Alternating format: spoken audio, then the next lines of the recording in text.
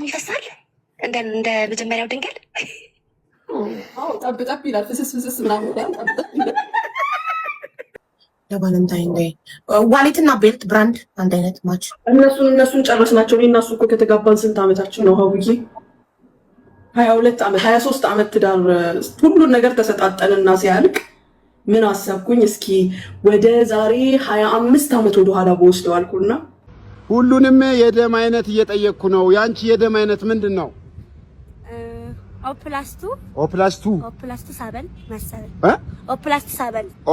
ሰበን። ተወዳጁ ኮሜዲያን ምን ያህል ያደርጋል በቁጥጥር ስር መዋሉ ተሰማ። አሁንስ ማለት ነው ላመሁን ያማረኝ። በቃ ጠዋት እነሳለሁ፣ ሳሬ እንግጣለሁ፣ የቤት ኪራይ የለብኝ፣ ጭንቀት የለብኝ። ወደፊት ይሰራል። አፍንጫ አይቀረኝ፣ ቅንድቤ አይቀረኝ፣ ጥርሴ አይቀረኝ። ጥርሴን ሆሊውድ ስማይል ትሰራለህ። ወልጄ ልጨርስ ብዬ ነው 40 ስገባ እንደ አዲስ ስለምፈነዳ የዛኔ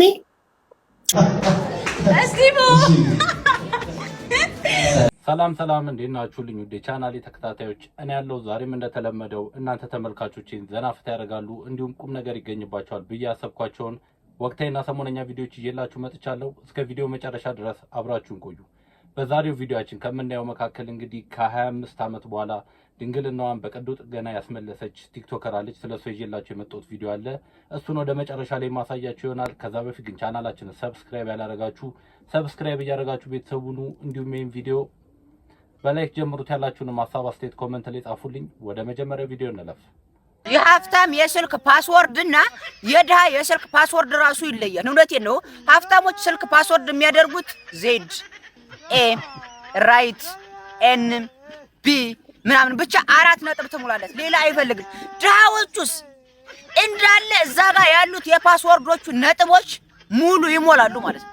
እንደዚህ እዛ ከዝጋን እኔ ሁለተኛ ክፍል ሆኜ ስፈርመው የነበረ አይነት ፍርሚያ የማይገባኝ ዛሬ ፈርሜው ነገ ማልደግመው ያ አይነት እኔ ምን እንዳይወሰድ ነው። እውነቴን እኮ ነው። ያንተ ፈቶና በሄደ በለ የምትጀናጀላት ሊፈቶ ቢኖር ነው ያባቴ እናት ቢኖር ባለ ሀብቱ እንደዛ ብዙ ነገር ይኖርዋል እዛ ውስጥ። ያ የጠዋ አታስለቁ። እኛ ችጋራም እናንተ ችጋራሞች ፓስወርድ አታብዙ። በቃ አንድ ራይት 4 ነጥብ ከሞላ ይበቃል። ቁጥርም ከሆነ በቃ 4 አይነት ቁጥር ይበቃል። እውነቴን ነው። ምን ተው ዳልበዛ ብደ በእናንተ ምክንያት የኛ የችጋራሞች ስም መጥፋት የለበትም። በአንዳንድ ችጋራሞች ሌሎች ችጋራሞች መሰደብ የለብንም። እንግዲህ ዘንድሮ የማንሰማው ነገር የለም። ሀብታምና ድሃ እንግዲህ በስልክ ፓተርን መለየት ተጀምሯል። ይሄ ገራሚ ነው። እላባንዴ አረ ምን ያረጋን? ወዴት እየሄደ ነው? አረ እንጥራው በእናትሽ። ኡይ የኔ ጌታ ተራበ ይመስላል። እንጥራው እስቲ በእናትህ ጥራው።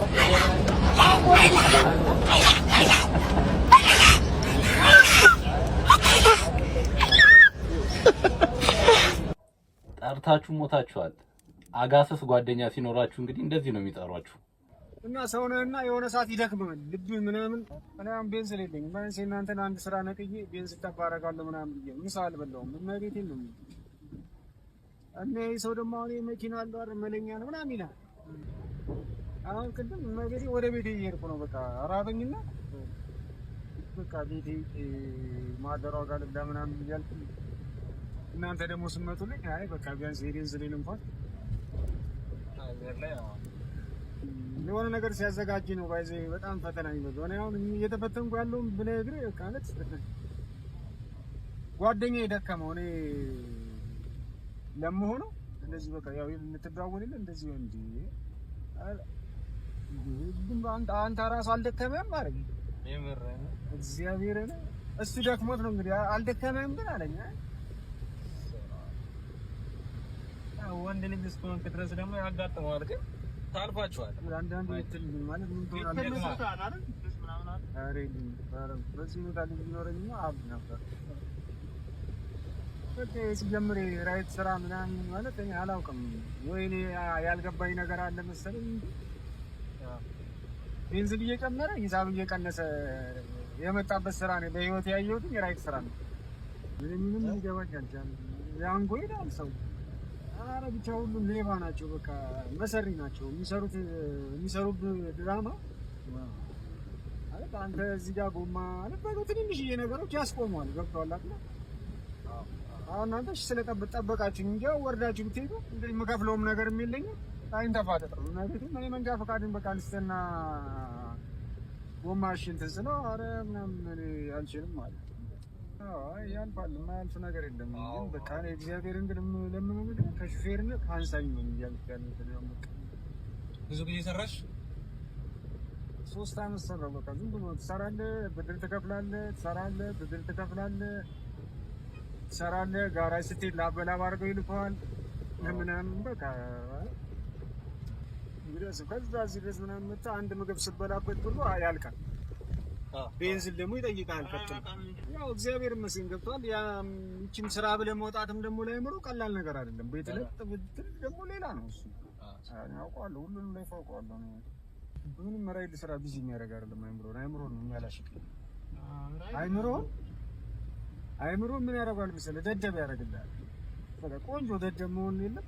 ምክንያቱም የምታስበው ስለ ጎማ መቀልበስ፣ ስለ ቤንዚን በቃ ባልተበላሽ ማለት ይሄ ዘ ሆል ቲንኪንግ የደከመ ሀሳብ ላይ ሆኖ ነው የምትሆነው። ድሮ እንግዲህ በፊት ላይ ቢያንስ ከ5 አመት ከ6 አመት በፊት የማይሰራ ሰው ነበር የሚቸግረው። አሁን ላይ ግን እየሰራም ሰው ሊሞላለት አልቻለም። የኑሮ ውድነቱ እንግዲህ በጣም ሃይ ሆኗል እና አንዱን ስትሉት አንዱ ቀዳዳ አይሞላም። በቃ አሁን የልጁ ታሪክ በጣም ስላሳዘነኝ ነው ለእናንተ ያመጣሁላችሁ። እንግዲህ አሁን ኢትዮጵያ ውስጥ ራይድ ስራ ማለት በታሪፍ ስራ ከሚባሉት ውስጥ መካከል ነው። እንግዲህ የሆነ በቀንም ቢሆን የሆነ ትንሽም ገቢ ታገኙበታላችሁ። በዛ ላይ ከሰራችሁ አሪፍ ነገር ይገኝበታል። ግን እንደዛም ሆኖ አይሞላም። በቃ ነዳጅ ትላላችሁ፣ ጎማ ትላላችሁ። እሱ ደግሞ በሀገራችን እንደሚታወቀው የዶላር እጥረት ስላለ በጣም ውድ ነው። የሚሰራ ሰውም እየቸገረው ነውና ፈጣሪ እንግዲህ የተሻለውን ጊዜ እንዳይመጣልን መጸለይ ነው።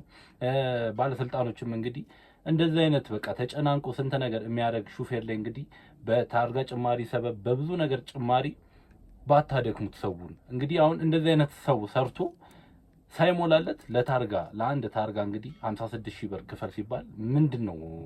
እኔ በጣም ከባድ ነው። ጊና 56000 ነው ምናምን ነው የተባለው። እኔ መብራት መግዣ አጥቻለሁ። ለዚህ መብራት መግዣ አጥቻለሁ 50 ምናምን ሺህ ትሉኛላችሁ። እንደውም ከቻላችሁ 56000 ብር መኪናው ነው። መኪናውን 50 ምናምን ሺህ ብር ይኸው በላስቲክ እንደዚህ ይያረኩ 56000 ብር ብዙ አጣፍሩ እንዴ መኪናውን ወሰዱት። 56000 ብር ግዙኝ መኪናው። እዚህ ጋር አባባሉ ቢያስቅም ልጁ ያለው ትክክል ነው። እንግዲህ አስቡት እንደዚህ አይነት ላዳ የሚዝም ሰው የ56 ሚሊዮን ብር መኪናም የሚይዝ ሰው እኩል ለታርጋ ክፈል ሲባል ምን ያህል ነው? እንግዲህ እኔ አስተሳሰባቸው ምን እንደሆነ አላውቅም። እዚህ የትራንስፖርት መስሪያ ቤት ውስጥ የሚሰሩ ባለስልጣኖች መኪናው እንኳን ንብረቱ 56000 ብር የማታወጣለትን ሰው ለታርጋ 56000 ብር ክፈል ማለት ፌር አይደለም። ይሄን ነገር እንግዲህ ቢያስቡበት ባይ ነኝ። ወደ ቀጣይ ቪዲዮ እንለፍ።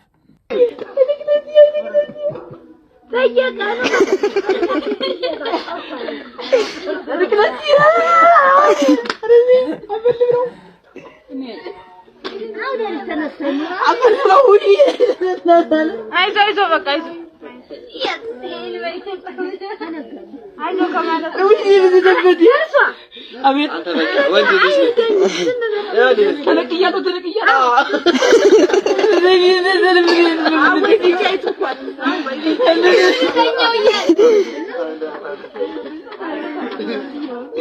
እኔ ራሱ በቃ ሁሌ ሳየው የሚያዝናናኝ ቪዲዮ ቢኖር ይሄ ነው።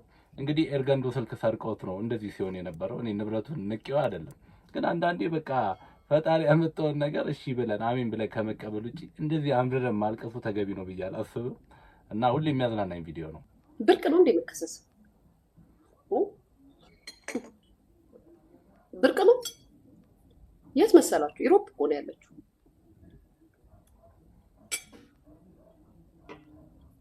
በጣም ኃይለኛ እንትን የተያዘላችሁ መሰላችሁ።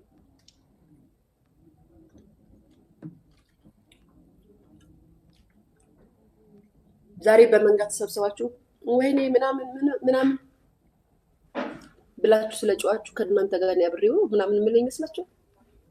ኖርማል ነው። ብዙ እንደምትለው ከእንትን የተረፍኩኝ ሰው ነኝ። እንትን ምንድነው ምን ነበር የምትለው ጋይስ?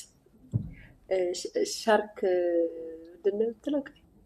ሻርክ ሲያፈጥብኝ ሲያንጋጥጥብኝ ጥርሱን ሲልብኝ ምን አባ ምናምን ብዬ ነው የሚሄደው ነው ያለችው። እንደዚህ አይነት ነገር አይታ አልፋ የመጣች ሰው ይሄ የዩሮፕ ክስ እሷን የሚያስደነግጣት መስሏችሁ ነው? ነነነነ ብላችሁ ምጮት። እዛም ደግሞ ጋይስ ቀጥሉና ሊያሹ እናንተ ሳትሏቸው ማለት ነው። ሊያሹ የሚያስከስስ ነገር ቢኖር ከመክሰስ ወደ ኋላ ይሉ እናንተ ሳታሽቃብጡ። ምን ችግሩ ምንድነው? ጠንቅቄ አውቃለሁ። ይሄ ምን እንደሚያስጠይቀኝ አውቃለሁ። እናንተ እንደምታስቡትና እናንተ እንደምታረጉት እኔ አላረግም። አንደኛ ነገር የመጣውበት ማህበረሰብም ማስተዳደጊም አይፈቅድልኝ።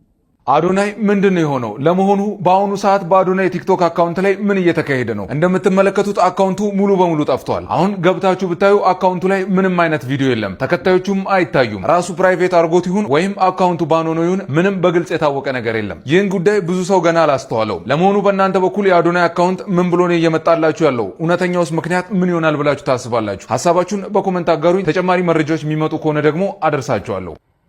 እንግዲህ እኛ ሀገር ሶሻል ሚዲያ ላይ ያሉ ሰዎች ከቀን ወደ ቀን ድራማ መስራታቸውን እንደቀጠሉ ነው። እኔ ብዙ ጊዜ ከቲክቶክ ሲጠፉ ምናምን አካውንት የተዘጋ ምናምን እያሉ እንትን ሲሉ እኔ አላምናቸውም። ምክንያቱም አካውንት የተዘጋ ከዚህ በኋላ አይመለስም ብለው አዲስ አካውንት ይከፍቱና እሱን ሰው ፎሎ ካደረገ በኋላ ያንን አካውንት መልሰው ይከፍቱታል። አዶናይ ግን በዚህ ምክንያት አይመስለኝም። አካውንቴም ተዘጋ ብሎ አይደለም የጠፋው፣ ራሱ ዲአክቲቭ አድርጎት ነው የሚመስለኝ። እና ብዙ ወዳጅ አድናቂዎች አሉና እንደዚህ ባጠፋ ተገቢ ነው። ከ9 ዓመት በፊት የነበረኝ እቅድ ምንድነው? ካለኝ ገቢ ላይ ገንዘቤን ቆጥቤ ቤትና መኪና ገዝቼ የተመጣጠነ ምግብ እየበላው መኖር ነበር አላሜ። አሁንስ ንግግሬን ቆጥቤ ያገኘሁትን በልቼ በሰላም መኖር ነው የምፈልገው። ቤተሰብ ፕላን ቢን የመሰለ ነገር የለም። ይመቻችሁ። እስቲፎ የስቲፎ ሙዚቃ ክፈተው። አይ ፒፒ ሚለው አሻባቢ ጀስት በቃ አይ ባይ ቢታረግ እንዴ አይ ቢኮ እሺ መጀመሪያ ጃኒ በጣም ወዳት ከፓስተር ቤት ጀምሮ ማካት እና ከድሮ ጀምሮ ከ8 ዓመት በፊት ጀምሮ ማቃት ጓደኛዬ እና ያው ልቧ በጣም የዋህ ልጅ ነች።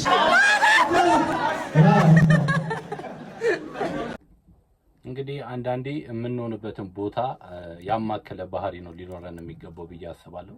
እንግዲህ ጃኒ በእብደቷ ነው የምትታወቀው፣ ግን ሁሌ እብድ መሆን አይጠበቅባትም። አንዳንዴ ፕሮቶኮል የሚፈልግ ቦታ ላይ ፕሮቶኮሏን ጠብቃ ነው መገኘት ያለባት ብዬ አስባለሁ። ይሄ እንግዲህ ለትልቅ የጥርስ ክሊኒክ እንግዲህ አምባሳደር ሆና ነበር የተገኘችው።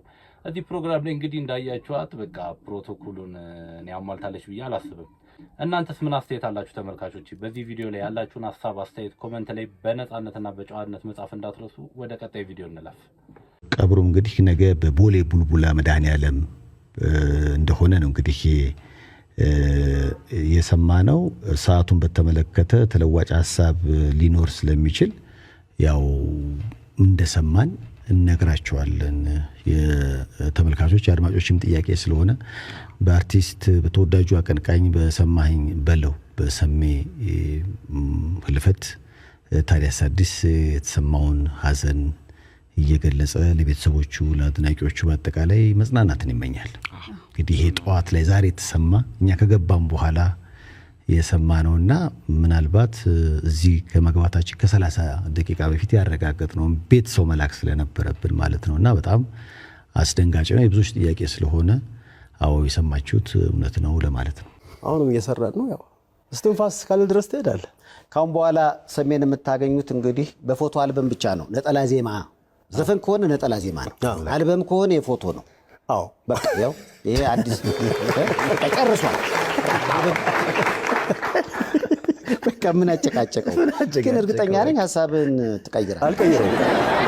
እንደ የፈለገው ስፖንሰር ቢመጣ ሙሉ አልበም አልሰራም ለመበሳጨት ነው እንዴ? አይ ከሁኔታው ሳይሆን ይቀይር አይመስለኝ። ኧረ ተቆርጧል። ምክንያቱም እንደሆኑ ነጠላ ዜማዎቹ አልበም ባያወጣስ? አሁን የመጣልኝ ሀሳቡ ልክ ነህ። ዘጠኝ እኮ ምንም የማይሰማ ሆኖ አንዳንድ ጊዜ አንዳንድ ዘፈኖች ስታያቸው የዘፈኑ ርዕስ ይወጣና 11 ዘፈን ነው አይደለም የሚወጣ የነበረው። ያቺ የርዕሷን ትጠበቃለች። በጣም ቆንጆ ናት ተብላ ያልተጠበቀው ኃይለኛ ሆኖ ዘጠኙ ሳይሰማ ይቀራል። አዎ ያጋጥማል። በጣም እንግዲህ በኢትዮጵያ ሙዚቃ ምን ያህል ዓመት ሰራህ ሰሜ?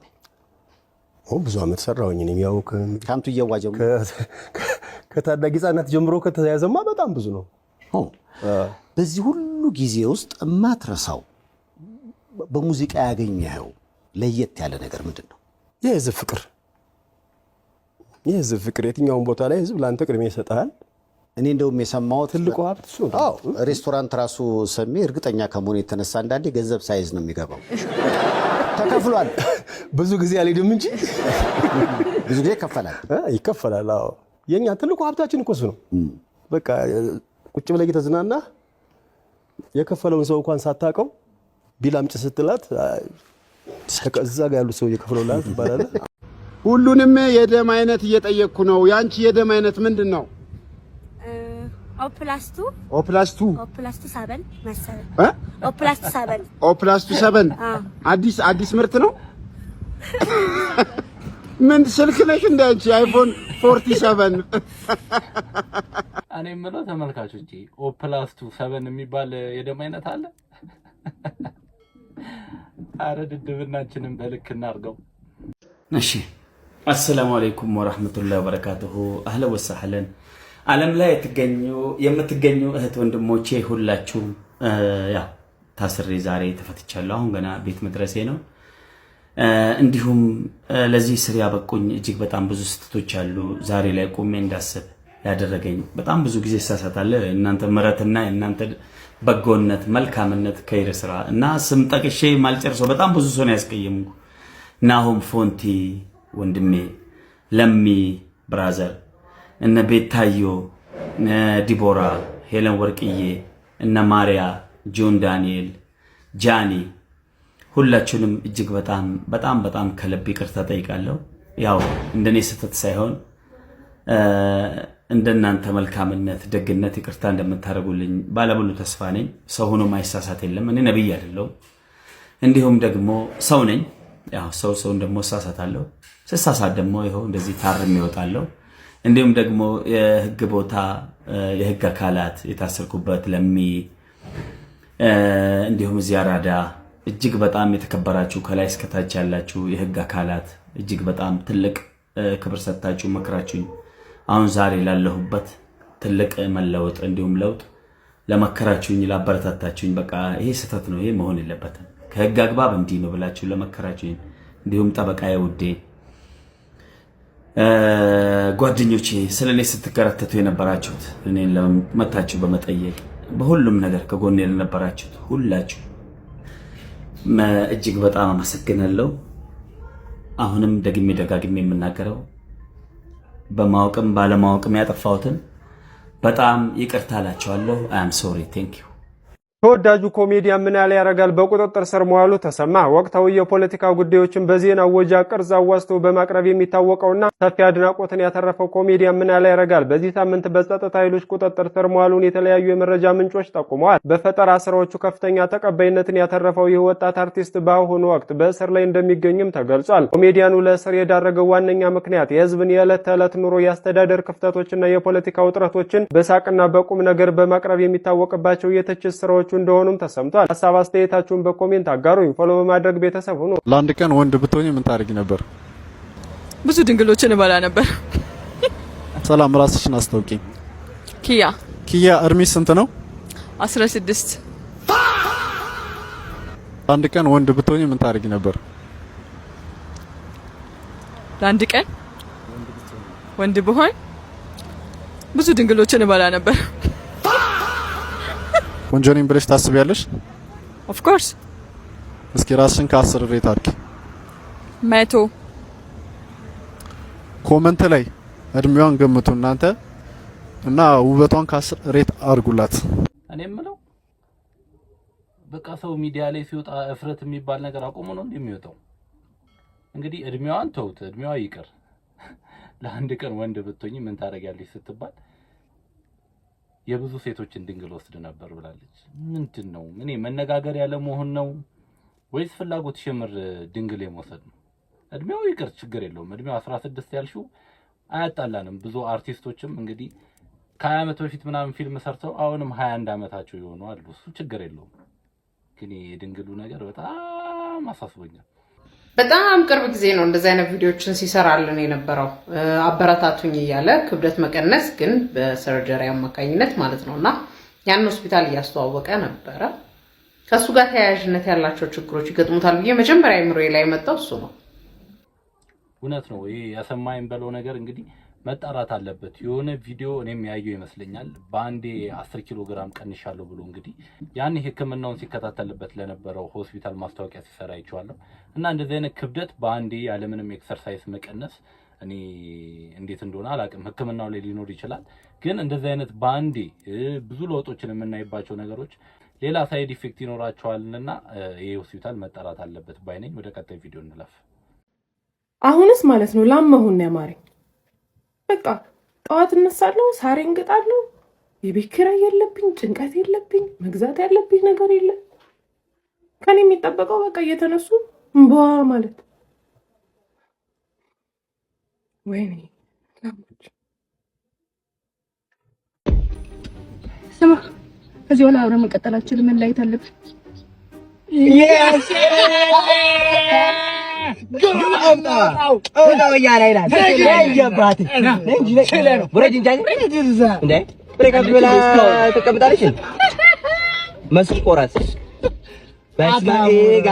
ዛሬ ገና ሰው አገኘ ይላል አባቴ።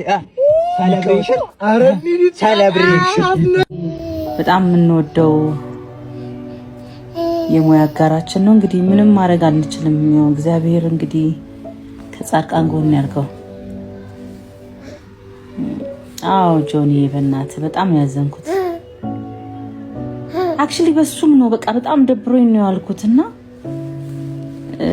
በጣም ያዘንኩት ደግሞ በቃ የሆነ ሰውነት የመቀነስ ፕሮግራም ላይ ገብቶ ምናምን በጣም አሪፍ በቃ ዌት ሉዝ ያደረገ ነበረና እንደው እግዚአብሔር እኛ መጨረሻችንን ያሳምርልን። ማለት ዘግይቶም ቢሆን እንግዲህ ለሰማኝ ብለው የተሰማቸውን ሀዘን እንግዲህ ብዙ አርቲስቶች እየገለጹ ይገኛሉ።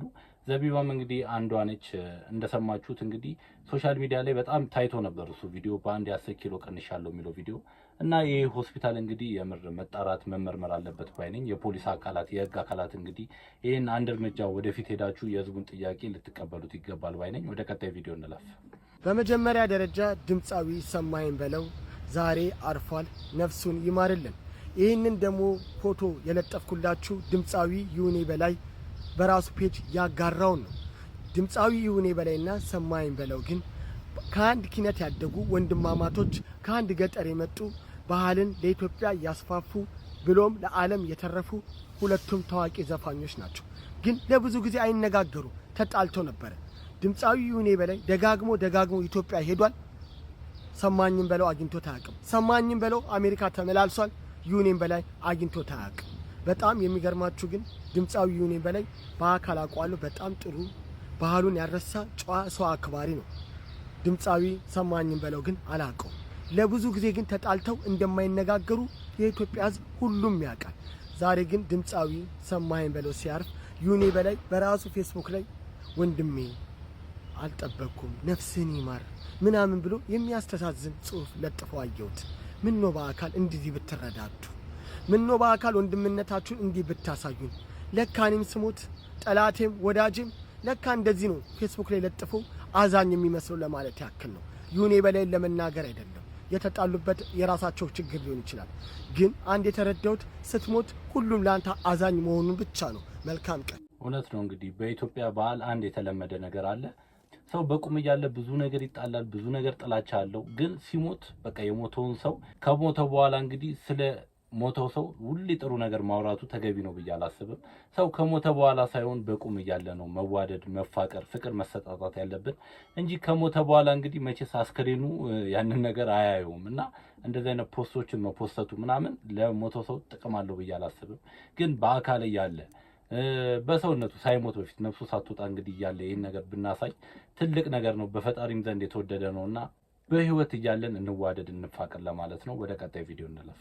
የአርሲ ኦርቶዶክሳውያንን አጀንዳ ለማስቀየር ሄኖክ ኃይሌ ሁል ጊዜ ትልቁን ሚና ይወስዳል።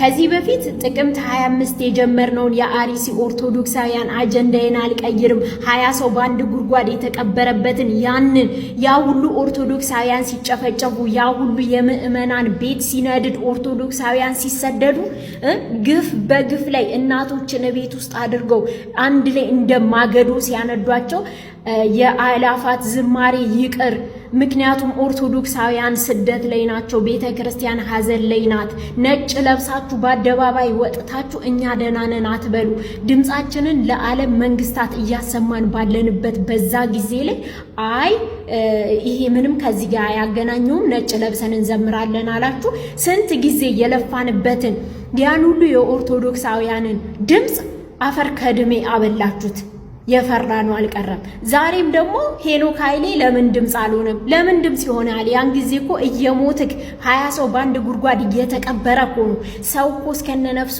እየተቃጠለ አይ ደናነን ብሎ ሲዘምር የነበረ ሰውዬ ዛሬ ደግሞ እሱን ድምጽ ካልሆንከም ብላችሁ አጀንዳ አድርጋችሁ አሁን የአርሲን ጉዳይ ማቀዝቀዝ ስለ አርሲ የምንነጋገርበትን ስለ መደራጀት አንድ ስለመሆን የሚያድነን ኦርቶዶክሳዊ አንድነታችን ነው ብለን አቋማችን መግለጽ ነው እንጂ ምረተ አብ ናልኝ ሄኖክ ኃይሌ ናልኝ አትበል ክንድህ የራስህ ኃይል ራስህን ይችላል ኑር እግዚአብሔርን ናልኝ እግዚአብሔርን ፍረድልኝ በል ሄኖክ ኃይሌ ድምጽ ቢሆን ከዚህ በኋላ እንደዚህ ጮሃችሁ ለአንድ ነገር ነው አሁንም አጀንዳ ለማስቀየር ማለት ነው የሆነ ነገር ይናገርና እስር ቤት ይሆናል ልቀቁልን አትልቀቁልን ደግሞ ሁሉም ሰው ወደዛ ይዘምታል የጃንደራባው የተሰለበ ትውልድ ለኛ አያስፈልገንም ኦርቶዶክሳዊ ንቁ እንዴ እስከመቼ ድረስ ነው ሰውን የምንለምነው እስከመቼ ድረስ ራሳችንን ችለን እርስ በርሳችን በየቤታችን በየጎረቤታችን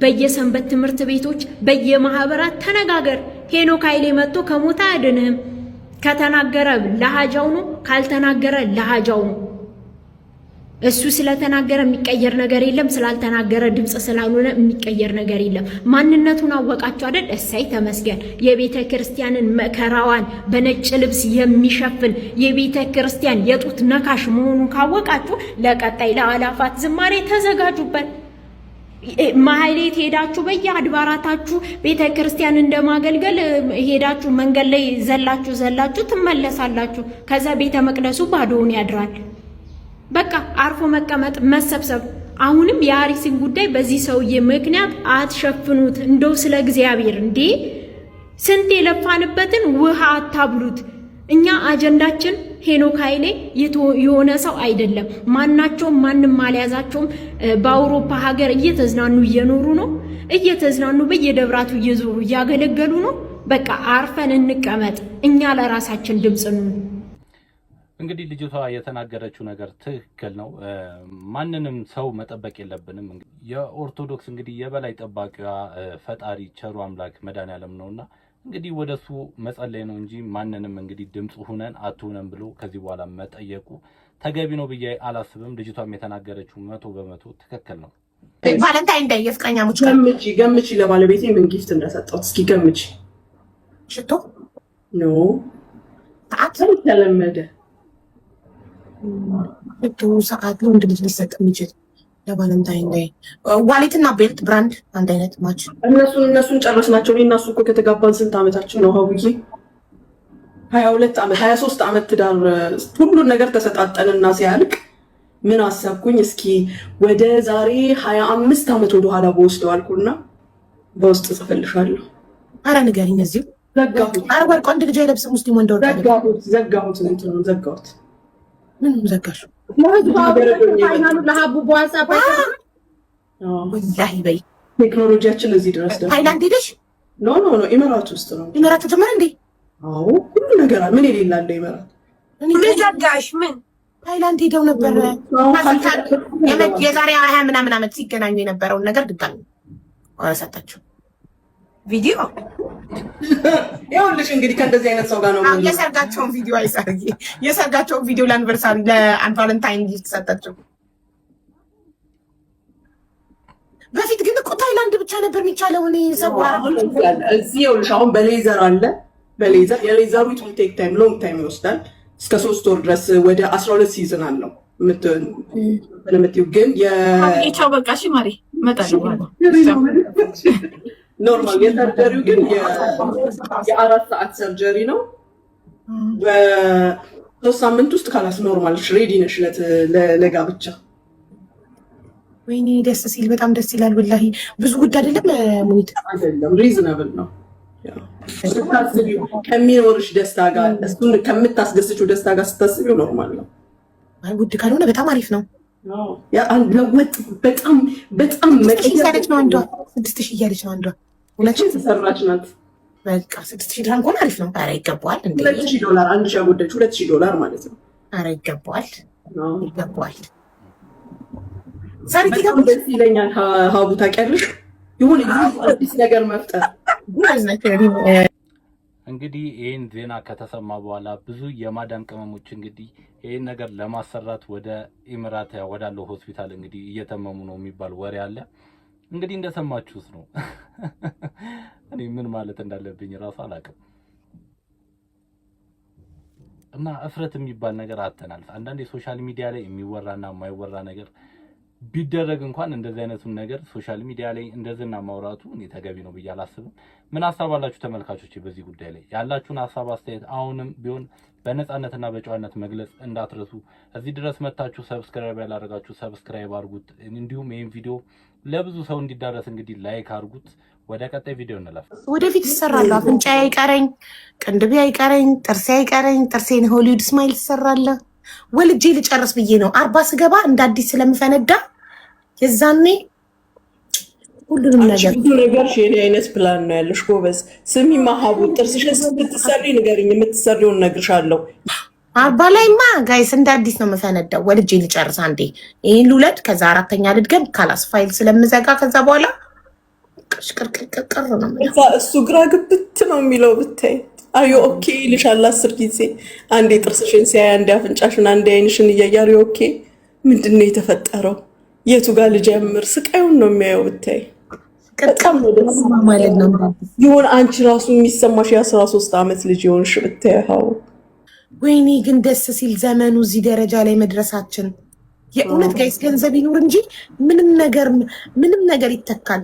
ነፍስ ብቻ ነው በቃ ማይተካው። ከሞትም ብቻ ነው ማንም መለሰው። አቡዬ እንደዚህ አይነት ጓደኛ ይስጥሽ። እኔ ጓደኛዬን አማክሬያት ሄድኩኝ። ከዚህ ጋር እያይዤ ትንሽ ከንፈርም እንደበቃ ለውጥ ከዛ ኧረ ሙኒት ምን ሆና ነው ስራ ያልገባችሁ? ሙኒት ምን ሆና ነው ስራ ያልገባችሁ ሲላት ልትነፋ ሄዳ ነው ትላለች። ጉድ ተናገረች። ቲክቶክ ሁሉ ስመጣ አሁን ሁሉም ነው። ኢትዮጵያም እኮ እየተሰሩ ነው አርቲስቶችም ሁሉም። ግን የአንቺ እርግዝና ራሱ የአንቺን ከንፈር በነፃ እንደዛ አድርጎ ታውቂያለሽ አይደለም? ወላሂ ማሻአላ እንዲህ በቀረልኝ ከእርግዝና በኋላ ይመለሳል ወደ ነበረበት። አልሆነም 1 ሚሊ ብትሰሪው እንደዚህ ነው የሚሆነው። እንግዲህ በፊት ላይ ሰርጀሪን የምናውቀው የሆሊውድ አርቲስቶች ላይ ነው። አሁን ግን የኢትዮጵያ አርቲስቶች፣ የኢትዮጵያ ታዋቂ ሰዎች፣ የኢትዮጵያ ኢንፍሉዌንሰሮች እንግዲህ ስለ ሰርጀሪ በግልጽ በአደባባይ እንደዚህ ተሰራለሁ፣ እንደዚህ ያደርጋለሁ፣ እንደዚህ ተሰርቻለሁ እያሉ እያወሩ እንግዲህ ህዝቡንም እያስለመዱት ይገኛሉ። እንደዚህ አይነቱን ነገር እንግዲህ ህዝባችንንም ባታስለምዱብን ባይ ነኝ። ይፈሳል እንደ መጀመሪያው ድንገል ጠብ ይላል። ፍስስ እና ያስጮሃል። የስሜቱ እንዴት ነው? ያስጮሃል። ሞክሬው አንድ ጥያቄ። ሁለተኛው ጥያቄ ደግሞ ድንግልናውን ሰርፕራይዝ ነው ያደረግሽለት ወይንስ እንደ በቃ ማለት ነግረሽው ነበር እንደምታደርጊ ሰርጀሪውን ወይንስ ሰርፕራይዝ ነው ያደረግሽለት? ሰርፕራይዝ ነው። ወይኔ ታድሎ በስመ አብ። እውነትም ኃይለኛ ጊፍት ነው። መቀመጫሽ የራስሽ ነው ወላ የተሰራ ነው? የራሴ ነው። ምንም የተሰራ ነገር የለውም። ማሻአላ ማሻአላ ሰጥቶሻል። እናቴ አሸክሞሻል። በቃ ይሄን ነው ተጠይቅ። ማስጠበቡን ገና ነኝ። ውልድ ላርግና አሁን አራስ ነኝ። ከዛ በኋላ እናወራበታለን። ሲጀመር ገና ትዳር እንደጀመርሽ ምንድን ነው ትርጉም የለውም። እኔ ከ24 ዓመት ትዳር በኋላ ነው። ወደፊት እንግዲህ አሁን እንኳን መንታው ልጄ ገና 8 ወሬ ነው። ከዛ በኋላ ደግሞ እስቲ ማስጠበቡን ዱባይ መተን እንመካከራለን። እርሜ ይስጠን ኢንሻአላህ። እንግዲህ ተመልካቾቼ ለዛሬ ይዤላችሁ የመጣሁት ቪዲዮዎች ይህን ይመስል ነበር። በቀጣይ በአዳዲስና በወቅታዊ ቪዲዮዎች እስከምንገናኝ ድረስ ፒስ ይመቻችሁ። መልካም ሳምንት።